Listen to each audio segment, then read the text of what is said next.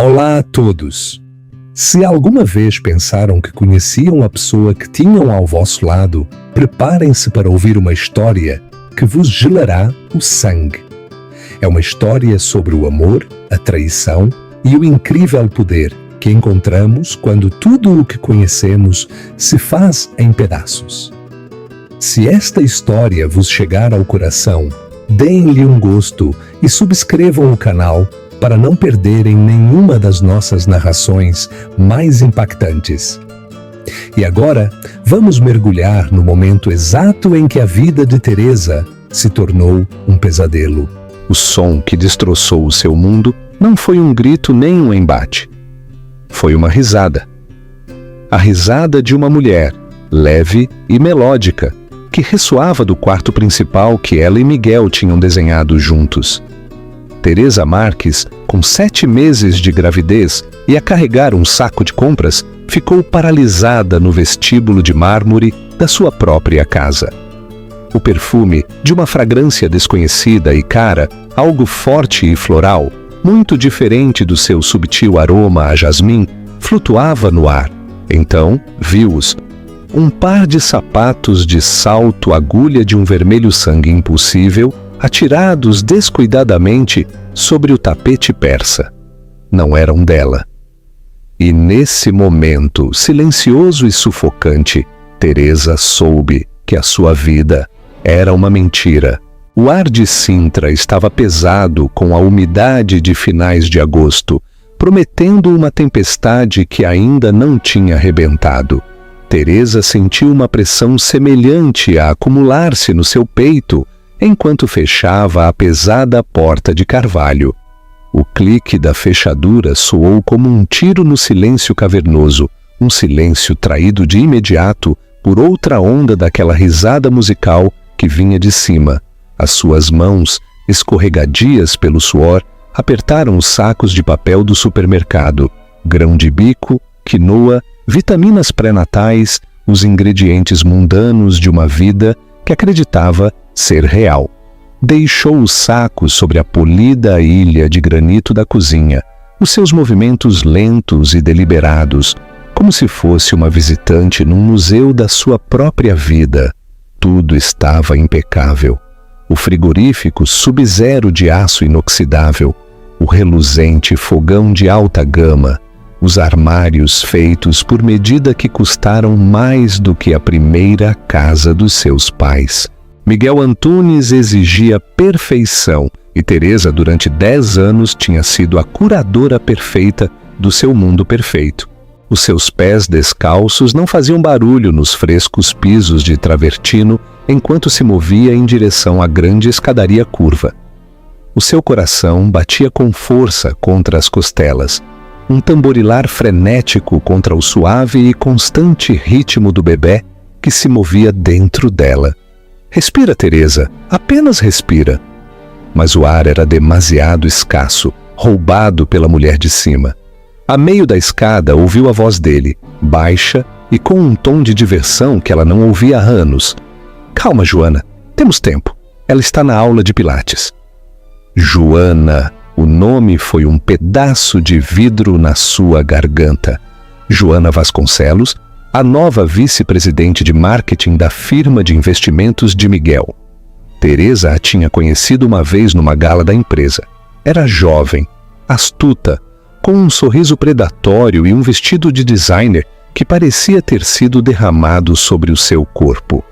Nesse momento, Teresa tinha se sentido antiquada e invisível ao lado dela, e agora entendia por quê. Chegou ao topo da escada, a sua mão traçando a fria e suave madeira do corrimão. A porta do seu quarto estava entreaberta. Abri-la sentiu-se como abrir a porta de uma tumba, e lá estavam eles.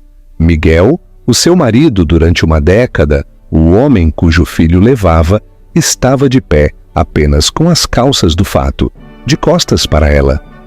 À sua frente, sentada na beira da sua cama, a sua cama, estava Joana Vasconcelos, vestida com um roupão de seda preta, que Teresa reconheceu como seu.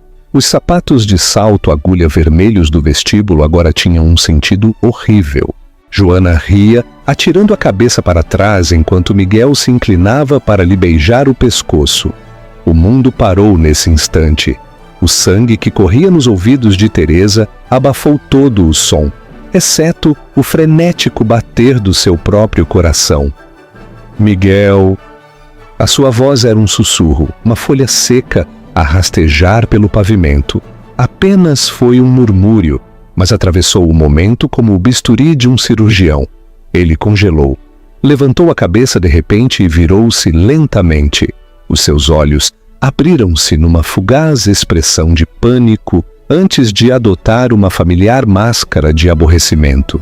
Era o mesmo olhar que lhe dava quando ela cozinhava o bife dele demasiado ou quando uma ação em que ele tinha investido descia um quarto de ponto. "Teresa!" disse ele com voz tranquila e controlada. "O que fazes em casa tão cedo?" Joana Vasconcelos deslizou da cama, segurando o roupão de seda com mais força à sua volta. O seu rosto, uma máscara de maquilhagem aplicada com mestria, mostrou um vislumbre de triunfo. Não estava envergonhada. Estava vitoriosa.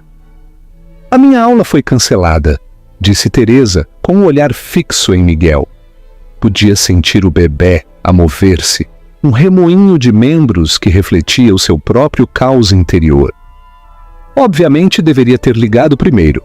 Parece que estou a interromper." Miguel passou uma mão pelo seu cabelo escuro e perfeitamente penteado. Deu um passo em direção a ela, afastando-se de Joana. Um ato subconsciente de distanciamento. "Olha, Teresa, não sejamos dramáticos. Não é o que parece." A mentira era tão descarada, tão insultante, que quase a fez rir.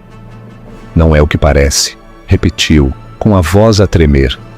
Fez um gesto com uma mão que tremia em direção a Joana, que agora os observava com uma curiosidade distante, como uma cientista a observar ratos num labirinto. "Então o que é, Miguel? O que é exatamente que estou a ver?" "Foi um erro", disse ele, o seu tom a mudar de aborrecimento para apaziguador. Era a sua voz de fecho de negócios, a que usava para encantar investidores e esmagar oponentes. "Eu e a Joana tivemos uma semana estressante. Não significou nada." "Significou o suficiente para que ela já esteja a usar o meu roupão na nossa cama", replicou Teresa, uma onda de adrenalina a atravessar o choque. Joana finalmente falou, a sua voz suave como pedra polida. "Talvez devesses ir embora, Teresa. Dá-lhe um pouco de espaço para pensar." A pura audácia do pedido deixou Teresa sem fôlego. Que a mulher que se deitava com seu marido lhe dissesse para ir embora da sua própria casa. O olhar de Teresa desviou-se para ela. "Não fales comigo. Pega nas tuas coisas e sai da minha casa."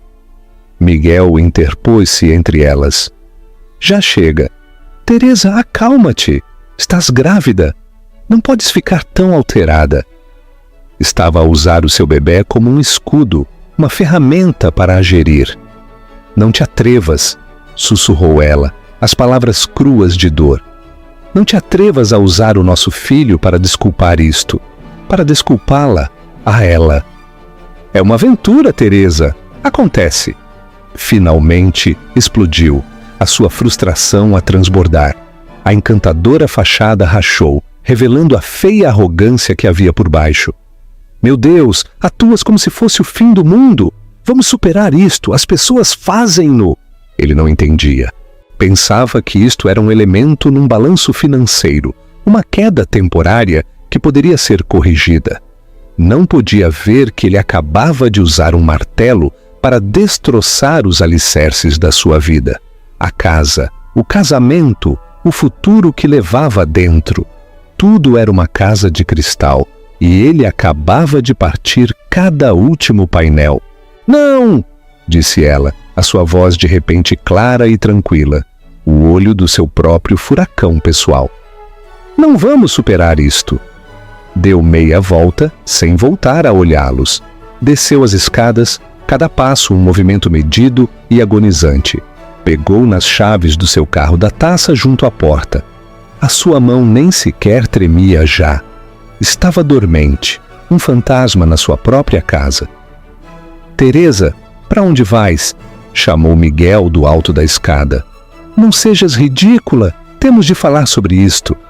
Ela parou com a mão na maçaneta da porta. Pôde ouvir as primeiras gotas grossas de chuva a começar a bater contra as janelas. A tempestade prometida finalmente tinha chegado.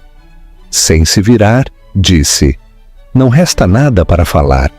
Saiu pela porta e entrou na chuva, deixando as chaves do Mercedes na varanda.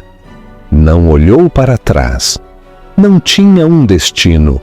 Apenas sabia que nunca, jamais, poderia regressar. A vida que tinha conhecido tinha terminado. A chuva caía em lâminas ofuscantes, desfocando os cuidados jardins e as fachadas de pedra da herdade numa aguarela de verdes e cinzentos. Teresa conduzia, as suas mãos a agarrarem o volante do seu modesto Honda CR-V, o carro que Miguel chamava o seu telemóvel de recados, com uma intensidade de nós dos dedos brancos. Não tinha destino, apenas uma direção, um caminho. Cada quilômetro que punha entre ela e a casa de cristal era uma pequena e desafiante lufada de ar na sua nova e sufocante realidade. Durante a primeira hora esteve em piloto automático, a sua mente um remoinho de choque e traição. A imagem de Joana no seu roupão, da expressão de aborrecimento de Miguel, reproduzia-se num ciclo tortuoso. As lágrimas corriam pelo seu rosto, misturando-se com a chuva na janela que tinha aberto, precisando de sentir algo real. Mas à medida que a onda inicial de dor diminuía, foi substituída por uma clareza fria e aguda. Teresa tinha passado 10 anos subsumida pela vida de Miguel. Tinha renunciado à sua promissora carreira na curadoria de arte para se tornar na senhora Antunes, um papel que implicava gerir 3 propriedades, organizar galas de caridade e assegurar que a vida de Miguel decorresse com uma perfeição, sem atritos. Tinha se tornado um acessório, e como qualquer acessório antiquado, acabava de ser substituída.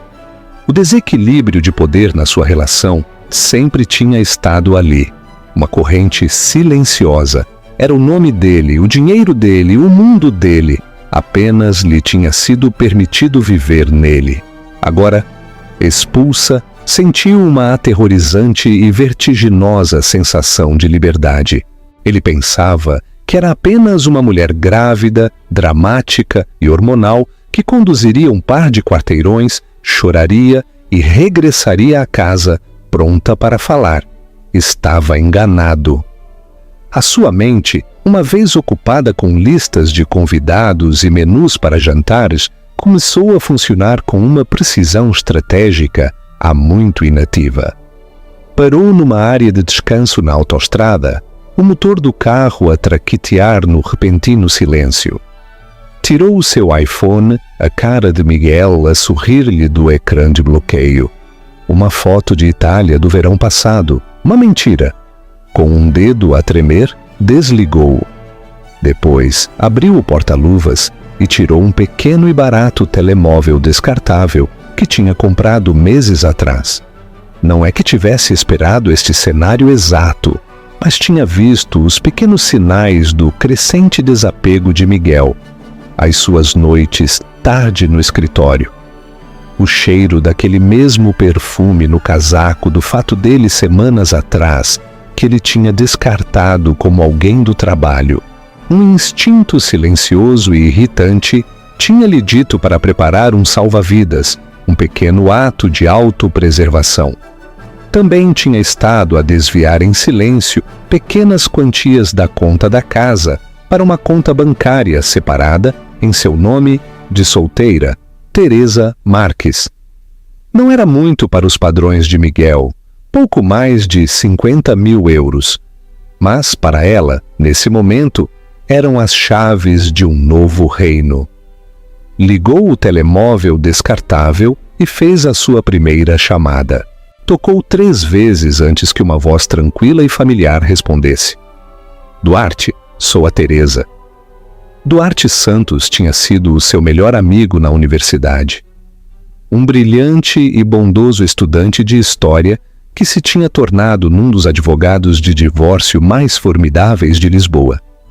Tinham perdido o contato depois de ela se casar com Miguel, uma distância que Teresa agora se apercebia de que Miguel tinha subtilmente orquestrado. Teresa, meu Deus, estás bem? Perguntou, a sua voz instantaneamente tingida de preocupação. O dique quebrou-se. A calma cuidadosamente construída desfez-se em pedaços e ela começou a soluçar. Os feios e arquejantes sons de um coração partido. Não, Duarte, nada está bem. Voltei para casa. Ele estava com alguém, na nossa cama. Não teve de dizer quem. Duarte guardou silêncio por um momento, deixando-a chorar. Não havia pena no seu silêncio. Apenas uma profunda e solidária empatia. Onde estás? Na autoestrada, não sei. Acabei de sair. Está bem, Teresa. Ouve-me. Não vás para a casa dos teus pais, não vás para a casa de um amigo. Ele procurará aí primeiro. Encontra um hotel que não seja de cadeia, algo pequeno, e paga com dinheiro em notas. O teu iPhone está desligado, certo? Sim. Ótimo. Ele pode rastreá-lo. O CRV tem um localizador GPS ligado ao seu serviço de segurança. Precisamos de nos livrar dele. Amanhã transferir-te-ei dinheiro de uma conta fiduciária de um cliente. Usarás esse dinheiro para comprar um carro em segunda mão, algo discreto. Entretanto, quero que vás a um multibanco, a 3 diferentes, de bancos diferentes, e levantes a maior quantia de dinheiro que puderes dessa conta que tens. Depois, mantém-te escondida. Não ligues a mais ninguém que não seja a mim e apenas deste telemóvel. Estás comigo? As suas instruções foram um salva-vidas na tempestade. Não lhe estava apenas a oferecer simpatia, estava a dar-lhe um plano. Estava a devolver-lhe um sentido de autonomia. Sim, Duarte, estou contigo.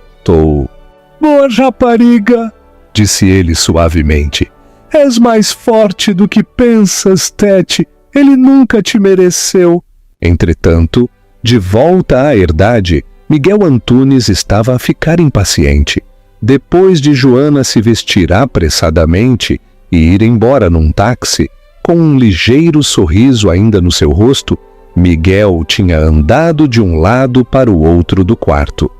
Tinha ligado para o telemóvel de Teresa uma dúzia de vezes, cada chamada a ir diretamente para o correio de voz. Ligou para a mãe dela, que não tinha sabido nada dela. Verificou o rastreador do seu carro, que a mostrava na autoestrada, a dirigir-se para leste. Maldita seja, murmurou. Isto era mais do que a sua birra habitual. Era inconveniente. Tinha uma fusão importante para fechar na próxima semana. Não tinha tempo para este drama doméstico. Serviu-se de um copo de Macallan 25. O líquido âmbar não fazia muito para acalmar a sua irritação. Olhou à volta da casa silenciosa e cavernosa. A presença de Teresa estava em todo o lado, nas flores frescas sobre a lareira, a arte curada nas paredes, a pilha de livros de nomes de bebés na mesa de cabeceira. A sua ausência era um vazio e inquietava-o.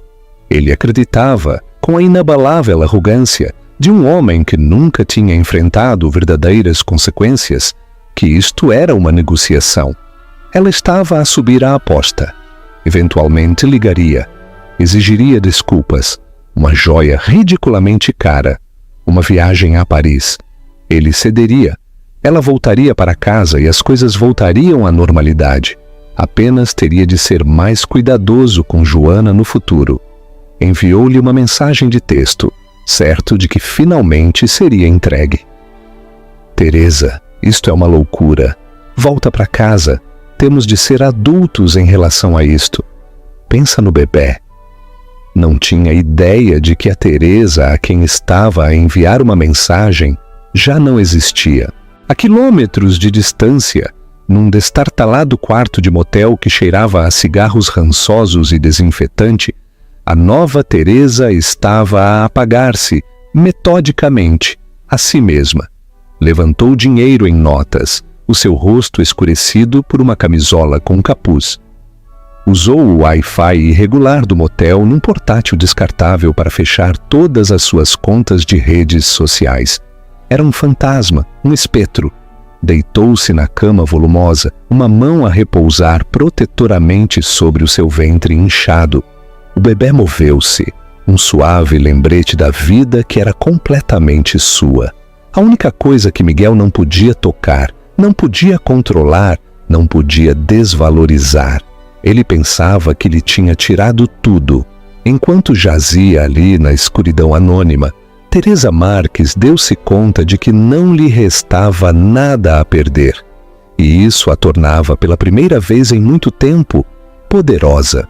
3 meses passaram.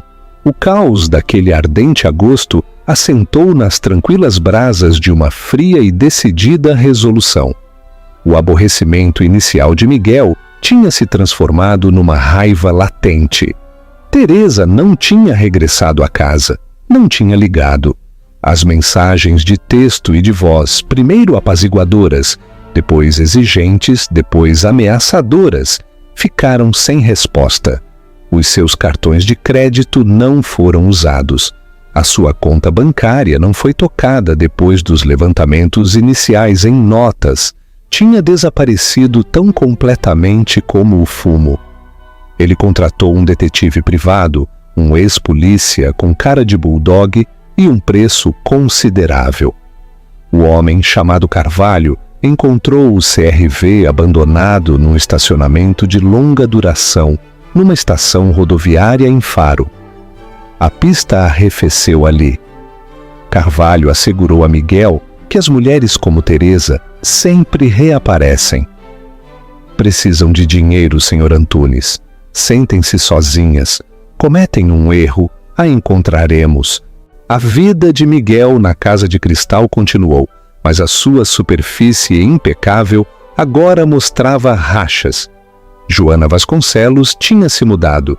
As suas posses vibrantes e modernas a chocarem com o gosto clássico e discreto de Teresa.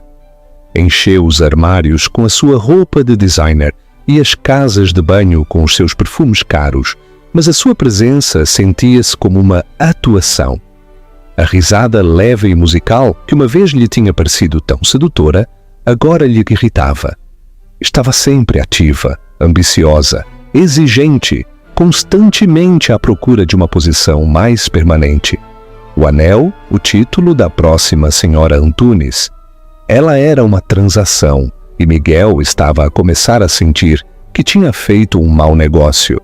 A cômoda e fluida facilidade que Teresa lhe tinha proporcionado tinha ido embora, substituída por uma constante e baixa tensão. Longe da opulência frágil da herdade, Teresa Marques estava a respirar de novo. Tinha conduzido o Toyota Camry de 2012 em segunda mão, que tinha comprado com dinheiro em notas para Portimão, uma cidade aninhada nas enevoadas montanhas da Serra de Monchique. Alugou um pequeno apartamento mobilado de 2 quartos com o seu nome de solteira. Pagou os primeiros 6 meses de aluguer em notas e apresentou-se aos seus vizinhos como Ana, uma escritora num tranquilo retiro. A sua vida era simples, anônima e sua.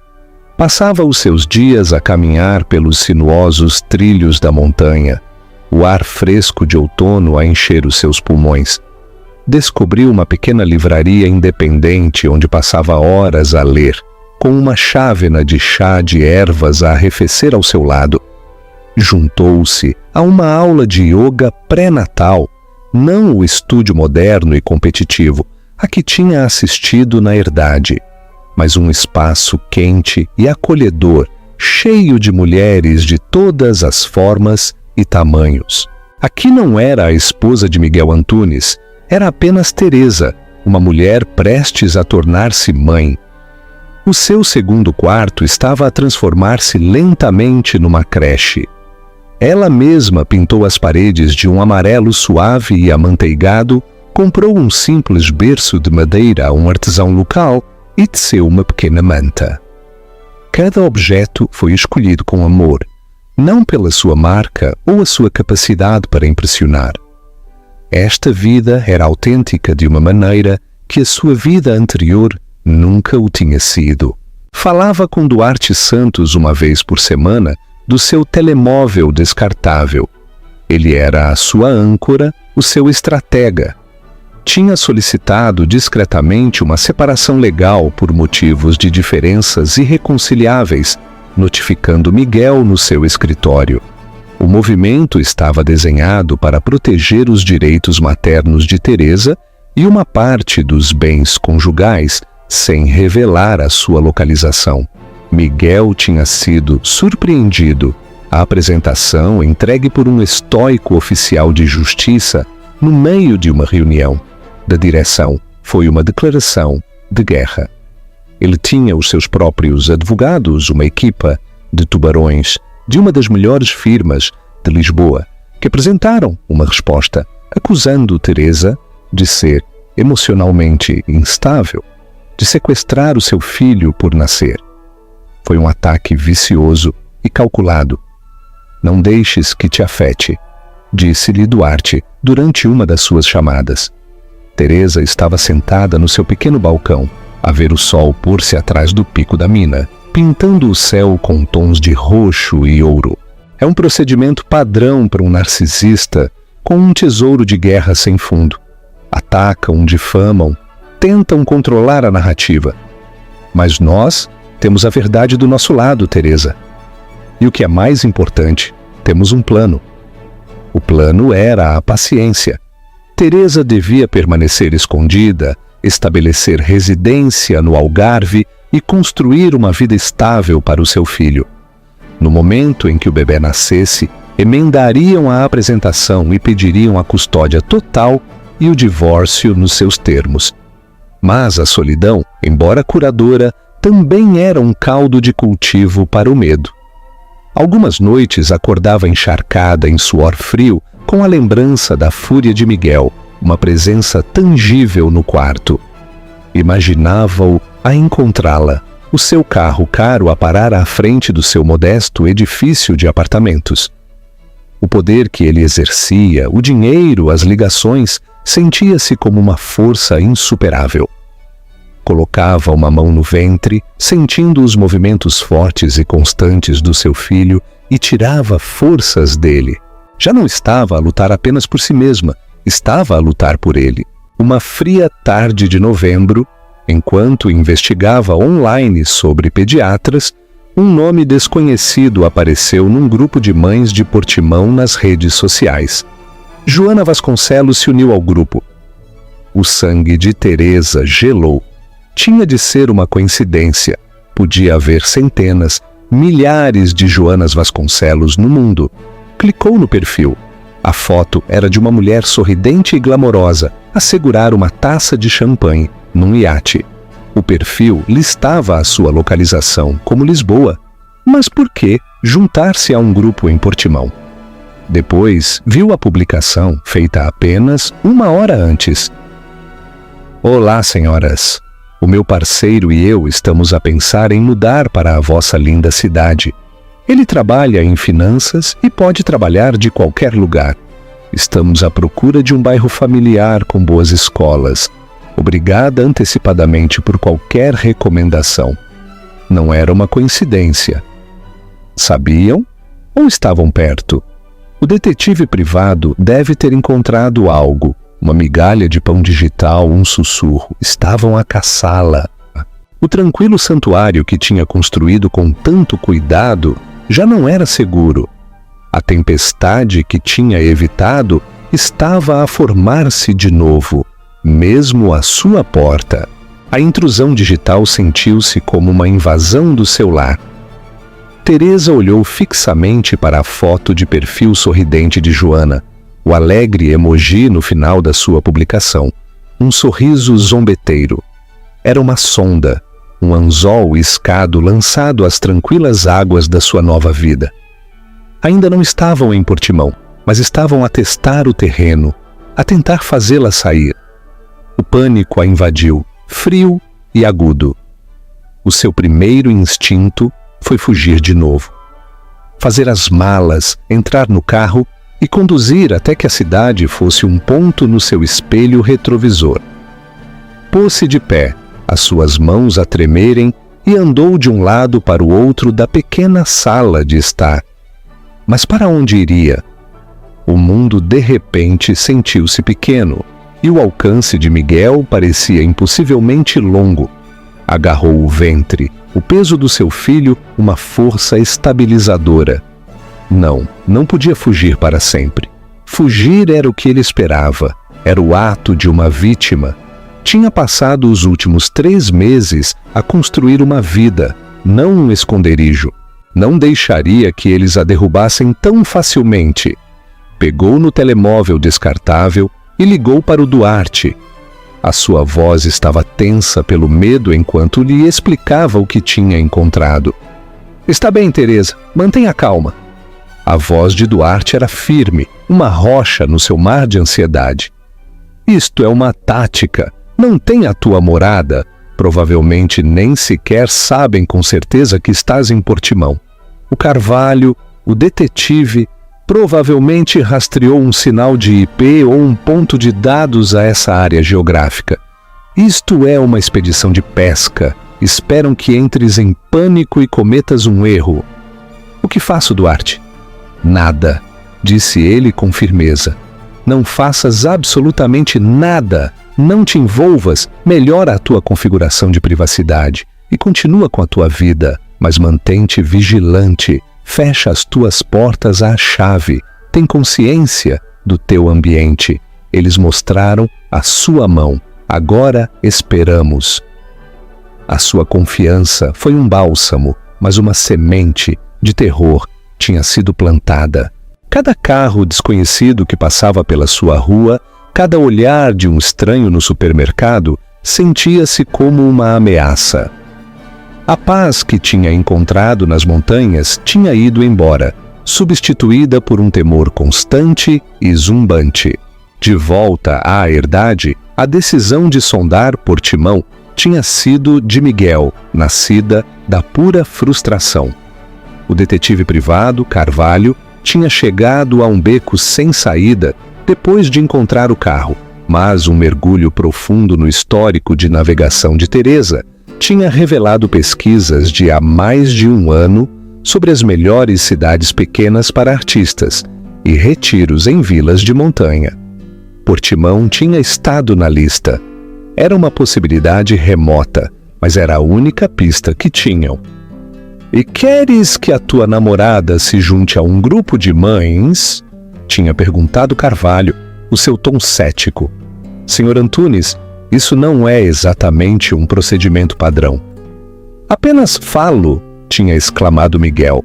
"A Teresa é previsível, estará à procura de uma comunidade, estará a fazer o ninho. Se ela estiver lá, haverá. Poderia assustá-la para que faça um movimento." Joana tinha ficado encantada com a tarefa. A fazia sentir como uma parceira na busca de Miguel, não apenas uma namorada que vivia com ele. "Não te preocupes, amigo, a encontraremos. E então, finalmente, poderás deixar tudo isto para trás e poderemos seguir com a nossa vida."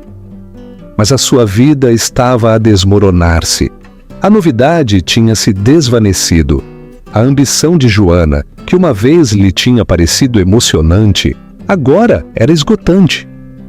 Constantemente falava do futuro, do casamento, de um anel, de ter filhos. Estava a tentar encaixar-se na vida de Teresa.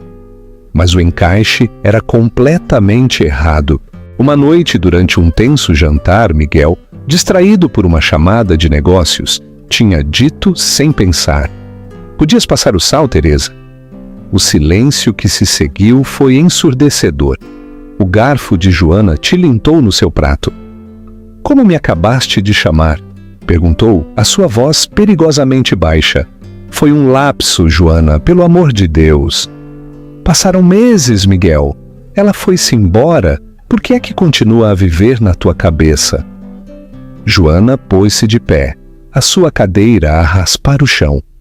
Não sou o teu substituto. Não sou um tampão que mantens enquanto te obsessas com a tua esposa grávida que fugiu. Tens de escolher, ou ela, ou sou eu. O ultimato ficou suspenso no ar.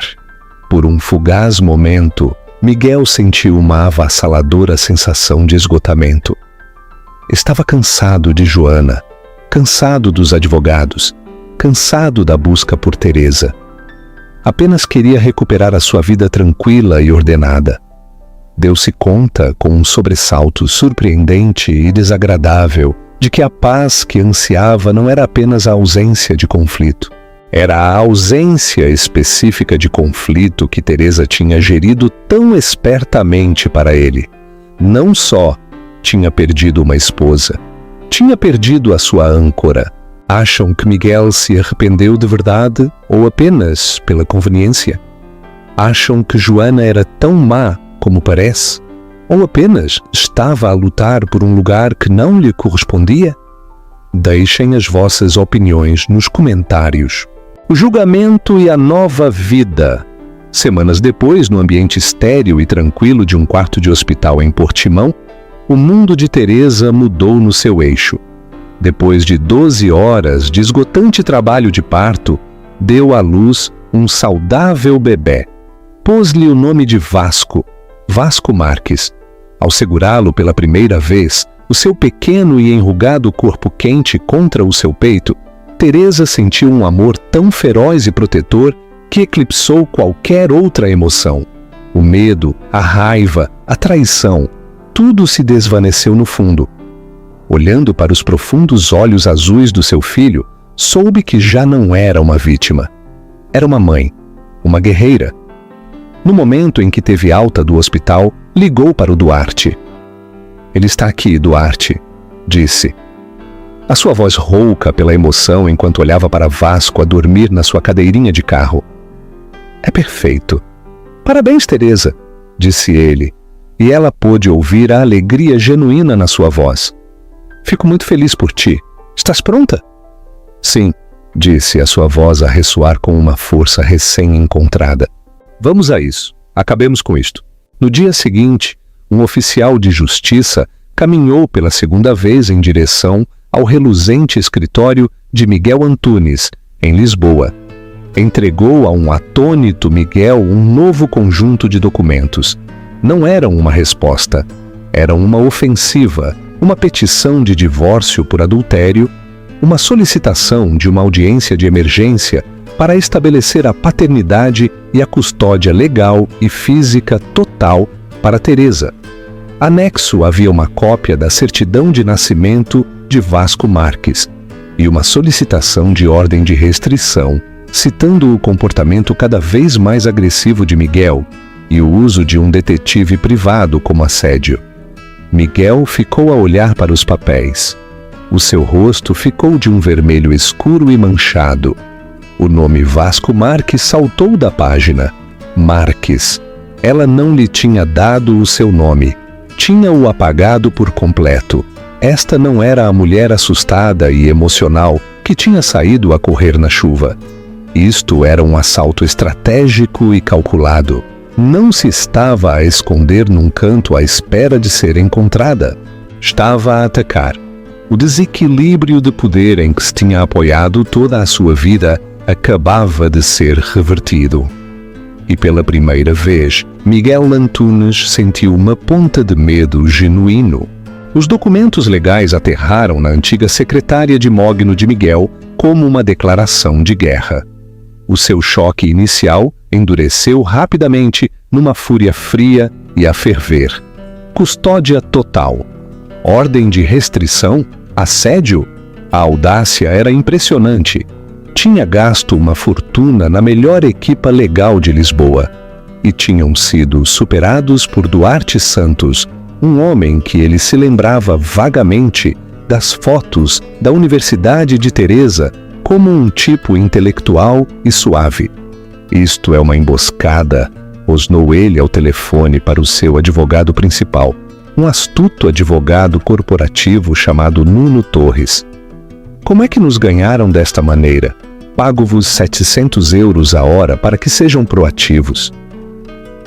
Foram pacientes, Miguel, disse Nuno, a sua voz um contraponto tranquilo à raiva de Miguel. Esperaram até que o menino nascesse no Algarve, estabelecendo jurisdição ali. É um movimento inteligente. Obriga-te a lutar no território dela. E esta afirmação de adultério. Tens alguma exposição aí? Miguel pensou em Joana, que nesse mesmo momento estava a dirigir pintores no que costumava ser o escritório de Teresa, transformando-a num chamativo vestiário rosa. É uma situação de ele disse. Ela disse, mentiu. As palavras sabiam-lhe a cinza. Espero que sim, disse Nuno secamente, porque se tiverem provas, esta batalha pela custódia torna-se exponencialmente mais difícil para ti. O juiz não o verá com bons olhos. As linhas de batalha estavam traçadas. A estratégia legal de Miguel era pintar Teresa como uma mulher instável e vingativa, que tinha fugido do seu casamento num ataque de raiva hormonal e, maliciosamente, tinha tirado um pai do seu filho. Apresentaram moções, exigindo uma avaliação psicológica para Teresa e testes de ADN imediatos para estabelecer a paternidade, enquadrando-o como um passo necessário devido ao seu comportamento errático. Em Portimão, Teresa leu as apresentações com um nó de gelo no estômago. As palavras eram uma vil caricatura da verdade, torcendo o seu ato desesperado de autopreservação num retrato de doença mental. Isto é o que eles fazem, assegurou-lhe Duarte ao telefone. Ele tinha voado para se reunir com ela e a sua nova advogada local, uma advogada de família aguda e empática chamada Filipa. Atiram lama à espera que algo se pegue, mas nós temos algo que eles não têm, a verdade, e temos provas. A prova era algo simples e devastador. O dia em que Teresa se tinha ido embora, depois de Miguel ter descido para se despedir de Joana, Teresa tinha voltado instintivamente para o andar de cima. Atordoada, tinha visto o portátil de Miguel aberto na sua secretária. No ecrã estava o seu calendário. Aberto nesse dia, havia um compromisso. 14h, Joana. Mas não era o compromisso em si o que era condenatório. Era o facto de que era um compromisso semanal, recorrente, que se estendia 6 meses para trás. Com uma mão a tremer, tinha tirado o seu velho iPhone, o que depois abandonaria, e tinha tirado uma fotografia clara e com carimbo de data da hora do ecrã. Não era apenas um erro de uma só vez, como ele tinha afirmado. Era um caso de longo prazo, calculado. Isto guardamos por agora, aconselhou Duarte. Não jogamos a nossa melhor carta no início do jogo. Deixemos que ele construa a sua fortaleza de mentiras. A derrubaremos quando mais importar. A audiência preliminar estava agendada para ser realizada por videoconferência. Um fórum frio e impessoal para uma guerra tão profundamente pessoal. Teresa sentou-se na polida mesa do escritório de Filipa, Vasco a dormir tranquilamente num porta-bebés aos seus pés. Vestia um vestido azul marinho simples, o seu cabelo preso de forma arrumada. Parecia serena, um marcado contraste com a mulher desequilibrada descrita nas apresentações legais de Miguel. No grande ecrã, viu-o pela primeira vez em quase um ano. Parecia mais magro, o seu rosto marcado com linhas de estresse e raiva. Estava sentado numa sala de conferências de alta tecnologia, ladeado por Nuno Torres e 2 associados. Recusou-se a olhá-la, o seu olhar fixo estoicamente na imagem do juiz no topo do ecrã. A audiência foi uma dissecação brutal e clínica da sua vida. O advogado de Miguel a pintou como uma dona de casa volúvel e emocional que tinha abandonado um esposo amoroso e solidário. Apresentaram o seu desaparecimento como prova da sua instabilidade. Quando foi a vez de Filipa, ela falou com uma precisão tranquila e metódica. Senhora juíza, a minha cliente, apontou para a Teresa. Não abandonou o seu casamento, fugiu de um ambiente tóxico e inseguro para ela e o seu filho por nascer. Deixou o seu lar a 28 de agosto do ano passado, depois de descobrir o seu esposo, o senhor Antunes, no leito conjugal com a sua subordinada, a senhora Joana Vasconcelos. Miguel encolheu-se no ecrã, um quase imperceptível endurecimento da sua mandíbula. Nuno Torres objetou de imediato. Objeção, Excelência. Estas são acusações infundadas e inflamatórias. Pelo contrário, Excelência, continuou Filipa suavemente. Temos provas de que o senhor Antunes esteve envolvido num caso de longo prazo com a senhora Vasconcelos. Provas que estamos preparadas para apresentar no julgamento. A minha cliente foi para proteger o seu filho do estresse emocional de uma situação volátil, criada inteiramente pelo senhor Antunes. O juiz, uma mulher de cara severa de cerca de 60 anos, olhou por cima dos seus óculos. Senhor Antunes, é verdade que a senhora Vasconcelos reside atualmente consigo no lar conjugal? Miguel hesitou. Nuno lhe sussurrou algo ao ouvido. Sim, Excelência, disse Miguel com os dentes cerrados. Ela é uma colega que estava numa situação de habitação difícil.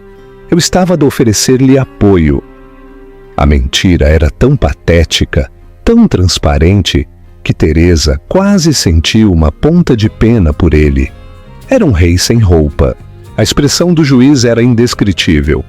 A corte ordena um teste de ADN para confirmar a paternidade de imediato. Será nomeado um procurador do menor para representar os interesses da criança, Vasco Marques. A senhora Marques conservará a custódia física total temporária. Senhor Antunes, dadas as circunstâncias e a distância, é-lhe concedido 2 horas de visitas virtuais supervisionadas por semana. Voltaremos a reunir-nos em 90 dias para rever as conclusões. Foi uma pequena vitória, mas sentiu-se monumental. Não tinham caído nas suas mentiras. Ao terminar a videoconferência, a imagem de Miguel ficou no ecrã por um momento antes de se apagar.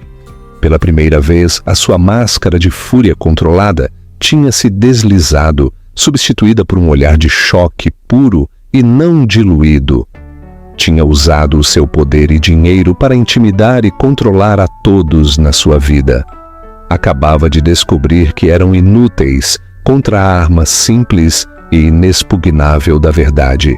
Joana o estava a esperar quando ele chegou a casa. Bem, o que aconteceu? Ela tem a custódia temporária, exclamou, atirando a sua mala sobre uma cadeira.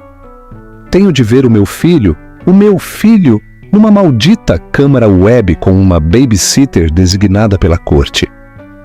Não podem fazer isso, disse Joana, a sua voz a subir de tom. Tu és o pai dele, tens direitos.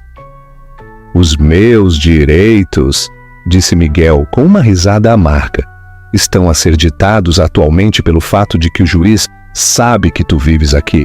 O meu advogado pensa que a tua presença está a complicar a narrativa. A implicação era clara. Já não era um ativo, era um passivo. A vitoriosa, triunfadora que tinha visto Teresa ir embora, na chuva, agora, era apenas outro problema que Miguel Antunes tinha de gerir. A base da sua nova vida, construída sobre as ruínas da de Teresa, estava a começar a sentir-se aterrorizantemente instável. Os 90 dias antes da próxima audiência foram uma brutal guerra de atrito. A equipa legal de Miguel inundou Duarte e Filipa com solicitações de descoberta, intimações e declarações, uma estratégia desenhada para esgotar Teresa emocional e financeiramente. Intimou as suas transcrições universitárias, os seus antigos registros de emprego, até a instrutora de yoga pré-natal em Portimão, à procura de qualquer ponta de informação que pudessem torcer num sinal de instabilidade. Mas Duarte a tinha preparado para isto. A vida de Teresa era um livro aberto, e era um livro cheio de tranquila competência e estabilidade. Tinha um mestrado em História da Arte. O seu antigo chefe no museu forneceu uma referência brilhante. Os seus vizinhos em Portimão a descreveram como uma mãe amável e dedicada. A lama que Miguel atirou recusou-se a pegar. Entretanto, o procurador do menor, designado pela corte, uma assistente social atenta e experiente chamada Dona Sofia, levou a cabo a sua investigação. Entrevistou Teresa extensivamente no seu pequeno e soalheiro apartamento, observando as suas interações suaves e atentas com Vasco. O lar era modesto, mas limpo, seguro e cheio de amor. A sua videoconferência com Miguel foi outra história. Ele tentou encantá-la, apresentando-se como um pai com o coração partido, desesperado por ser parte da vida do seu filho. Mas Dona Sofia estava treinada para ver para lá de tais atuações. Notou as suas repetidas tentativas de dirigir a conversa para os defeitos de Teresa, a sua linguagem desrespeitosa ao falar sobre o caso, um momentâneo lapso de julgamento e a sua visível frustração ao discutir as visitas virtuais supervisionadas. Essas visitas eram uma agonia para todos os envolvidos. Vasco, de apenas uns meses de idade, muitas vezes chorava ou dormia durante elas, enquanto Miguel se sentava rigidamente no seu escritório, tentando interagir com um bebê num ecrã. "Olha, Vasco, é o papá", dizia a sua voz oca. Teresa tinha de permanecer presente, mas fora do enquadramento. O seu coração doía-lhe pelo seu filho, que merecia algo melhor que esta estéril paródia de uma relação pai-filho ordenada pela corte. De volta à herdade, o mundo de Miguel estava a encolher. As contas legais eram astronômicas, mesmo para ele. Mas mais prejudicial era a lenta infiltração de informação sobre o seu desordenado divórcio no seu círculo profissional. Os sussurros o seguiam no clube de campo e na sala da direção. Um homem que não podia controlar a sua própria casa, a sua própria esposa, talvez não fosse tão infalível como parecia. Um importante investidor retirou-se de um novo fundo que estava a lançar, citando preocupações sobre a instabilidade na liderança sênior. Joana, sentindo que as paredes se fechavam, tornou-se mais desesperada. "Tens de fazer alguma coisa, amigo", insistia. "Tens de lutar mais. Por que a deixas ganhar?" Ele a viu então pelo que era. Não uma companheira, mas um eco dos seus próprios piores impulsos. Gananciosa, com direito e transacional. Não era um consolo, era um lembrete constante e irritante do erro mais estúpido da sua vida. O ponto de ruptura chegou uma semana antes da audiência final. Duarte ligou para a Teresa. "É a hora", disse. "Precisamos de uma pedra angular, algo para fazer com que todo o caso dele se desmorone." Teresa sabia ao que ele se referia. Durante anos, como gerente do lar dos Antunes, tinha sido responsável por organizar todos os seus documentos financeiros para o seu contabilista. Era meticulosa, mantendo cópias digitais e físicas de tudo. Um ano, tinha notado uma estranha transferência bancária recorrente de 100 mil euros cada trimestre para uma corporação fantasma nas Ilhas Caimão, chamada Inversões Estratégicas Antunes. Quando lhe tinha perguntado sobre isso, ele tinha sido, invulgarmente, vago e zangado. "São coisas de investimento complexas, Teresa. Não entenderias. Não te preocupes com isso." Sentindo a sua agitação, ela não tinha insistido, mas tinha feito uma cópia dos extratos, arquivando-os com uma vaga sensação de inquietação. Tinha dado esse ficheiro a Duarte há meses. Os seus contabilistas forenses tinham estado a escavar em silêncio desde então. O Miguel tem estado a esconder sistematicamente ativos conjugais nessa conta offshore durante os últimos 5 anos, explicou Duarte. É um caso clássico de fraude financeira contra um cônjuge, mas é pior do que isso. A fonte dos fundos é questionável, parece estar ligada a uma investigação de uso de informação privilegiada que a CMVM tem estado a farejar durante o último ano. O que aconteceria se esta informação fosse partilhada, por exemplo, com o Ministério Público? Deixou a implicação no ar. Esta era a pedra angular. Isto já não era apenas sobre adultério ou custódia. Era sobre a liberdade de Miguel. Duarte Santos solicitou uma conferência de acordo com Miguel e o seu advogado.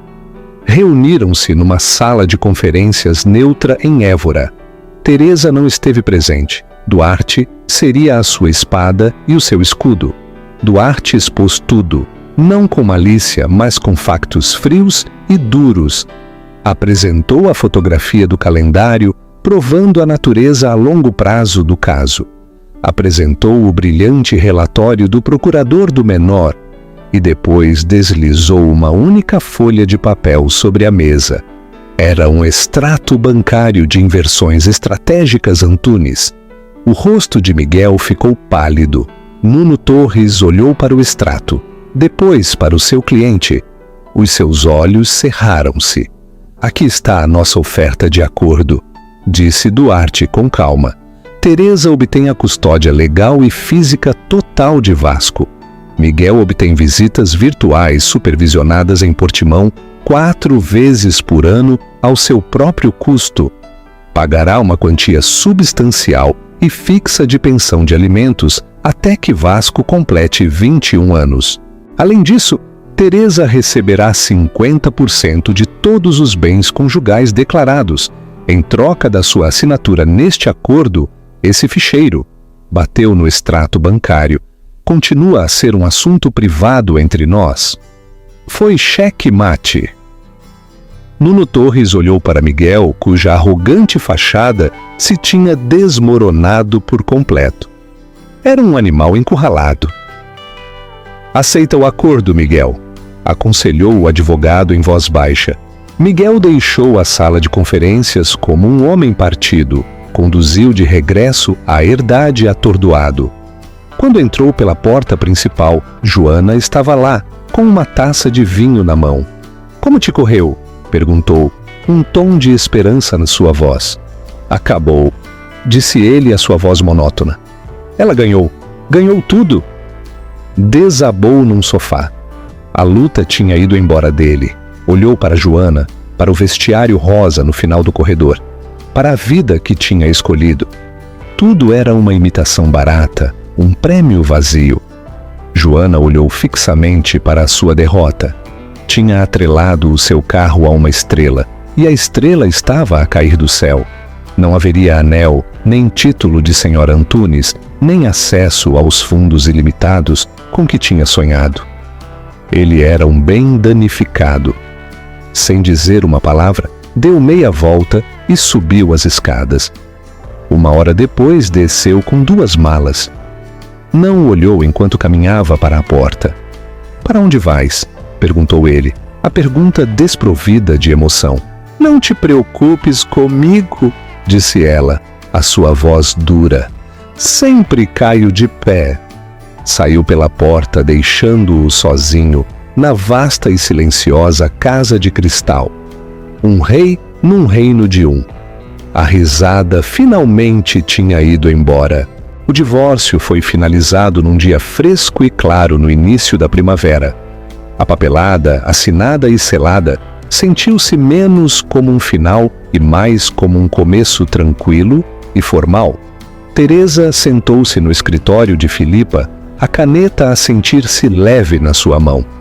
Não havia triunfo, nem desejo de vingança, apenas uma profunda sensação de paz. Não tinha destruído Miguel. As suas próprias escolhas tinham feito isso.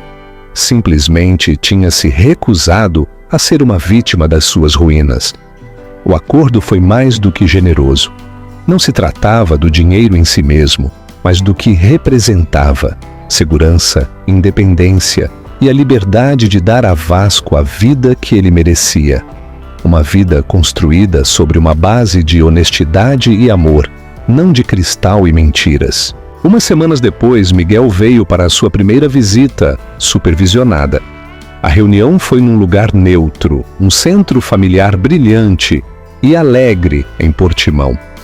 Quando Teresa entrou a segurar Vasco, viu Miguel à espera com o supervisor designado pela corte. Parecia diminuído. O fato feito por medida ficava-lhe um pouco mais largo.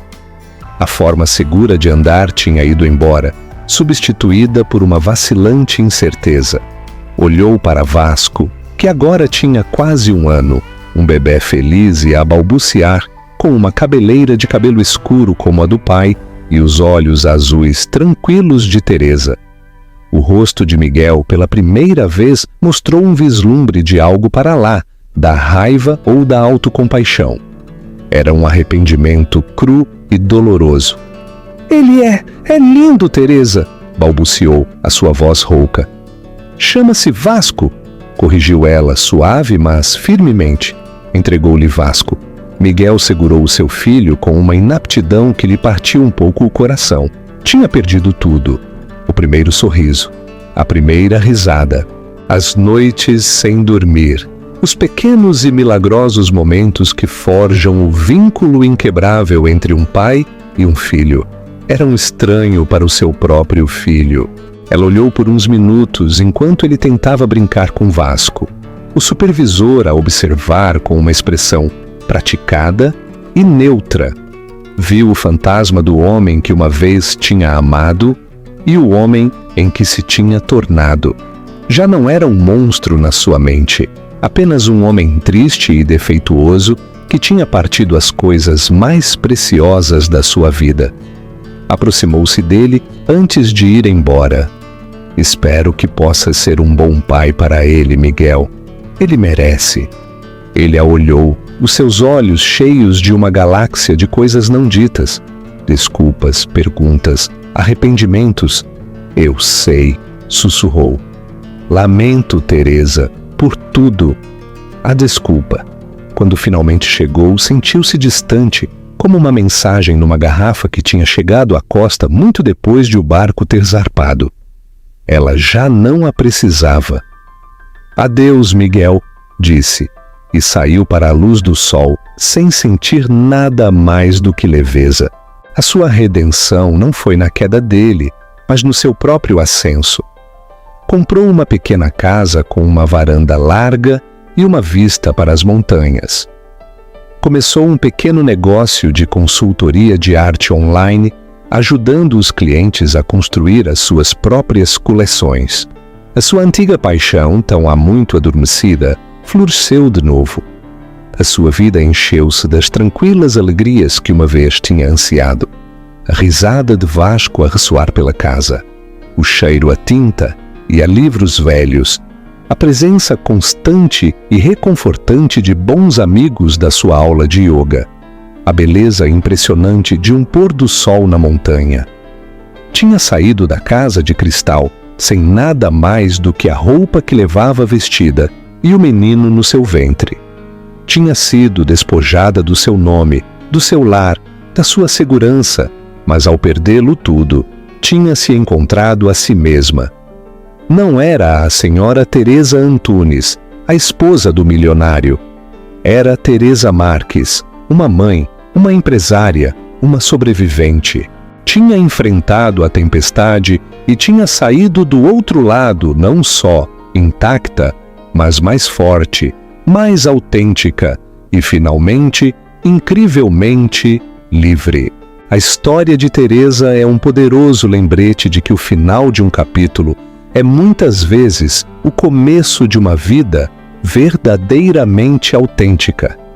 Ela perdeu um casamento construído sobre mentiras, mas encontrou uma força que nunca soube que possuía. A sua jornada de uma esposa destroçada a uma mãe resistente e independente mostra que as nossas maiores provações podem forjar os nossos maiores triunfos. É um testemunho do facto de que a verdadeira riqueza não se mede em euros, mas em paz, autorrespeito e a coragem de construir um futuro nos teus próprios termos. O que pensaram da incrível transformação de Teresa? Acham que teriam encontrado a força para fazer o que ela fez? Deixem-nos saber a vossa opinião nos comentários abaixo. A sua história é uma de traição, mas, em última análise, de profunda redenção e a tranquila vitória de uma vida bem vivida. Se a sua jornada vos comoveu, por favor, gostem deste vídeo, partilhem-no com alguém que precise de o ouvir e certifiquem-se de subscrever para mais histórias da vida real que tocam o coração. Obrigado por ver